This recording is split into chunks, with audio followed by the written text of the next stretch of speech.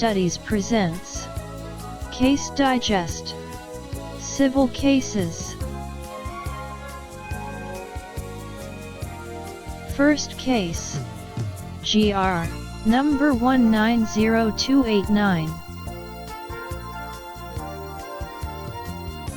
The City of Bacolod, Honorable Mayor EVELIO R. Leonardia, Attorney ALLAN L. ZAMORA and Architect LEMUEL D. REYNALDO, versus Future Visions Company, Incorporated, Respondent.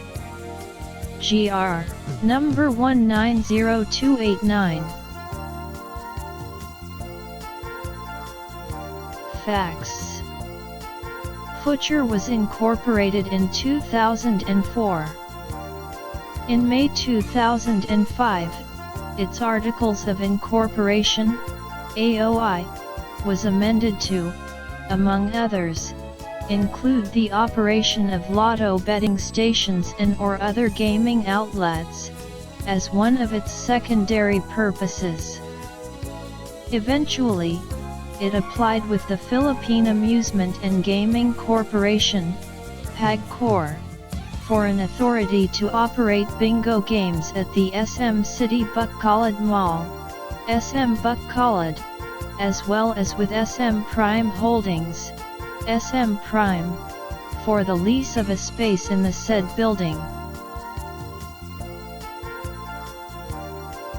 Future was issued a provisional grant of authority, GOA, on December 5, 2006 by PHUTURE, subject to compliance with certain requirements, and received an award notice from SM Prime on January 10, 2007. Future commenced bingo operations at SM Bacolod on March 2, 2007, prior to the issuance of the actual hard copy of the mayor's permit. However, at around 6:10 a.m. of March 3, 2007, Respondent learned that its bingo outlet was padlocked by agents of the Office of the City Legal Officer.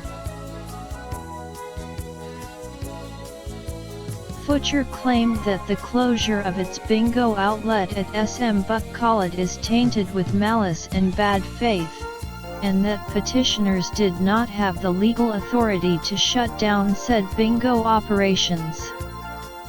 Thereafter, Respondent filed a petition for mandamus and damages filed against petitioners City of Bacolod, Honorable Mayor EVELIO R. Leonardia, Attorney ALLAN L. ZAMORA, now deceased, and Architect LEMUEL D. REYNALDO.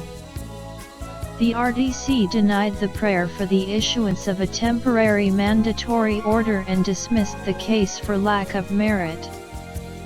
Upon appeal, the CA partially granted the appeal by affirming the trial court's denial of the application for a temporary mandatory order, but reversing the dismissal of the suit for damages and ordering the case to be reinstated and remanded to the court of origin for further proceedings.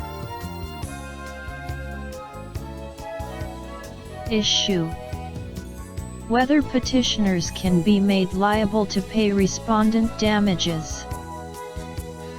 No. Ruling: in this jurisdiction, we adhere to the principle that injury alone does not give respondent the right to recover damages, but it must also have a right of action for the legal wrong inflicted by petitioners.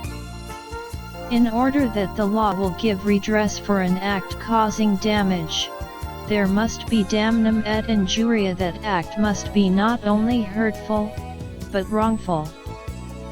The case of the Orchard Golf and Country Club, Incorporated, et al. Versus Ernesto V.U.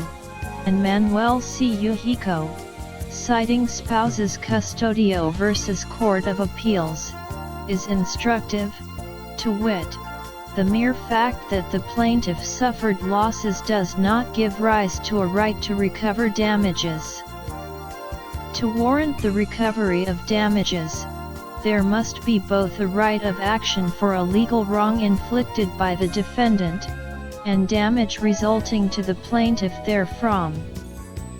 Wrong without damage, or damage without wrong, does not constitute a cause of action, since damages are merely part of the remedy allowed for the injury caused by a breach or wrong. In other words, in order that the law will give redress for an act causing damage, that act must be not only hurtful, but wrongful. There must be damnum et injuria.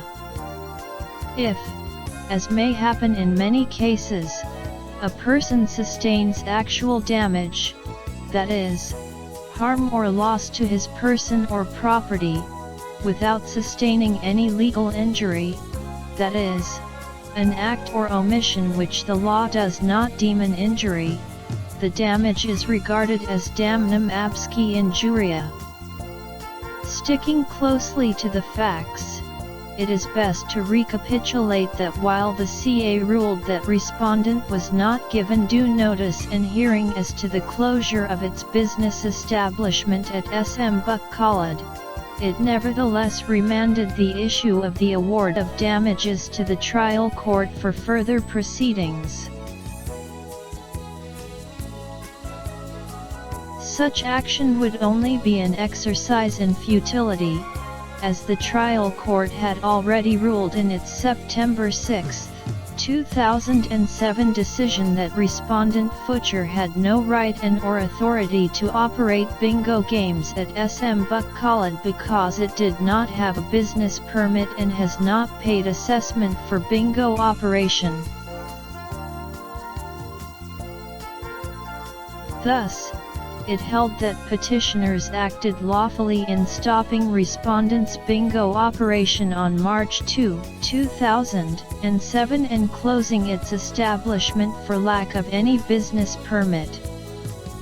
Considering that Respondent had no legal right to operate the bingo operations at the outset, then it is not entitled to the damages which it is demanding from petitioners.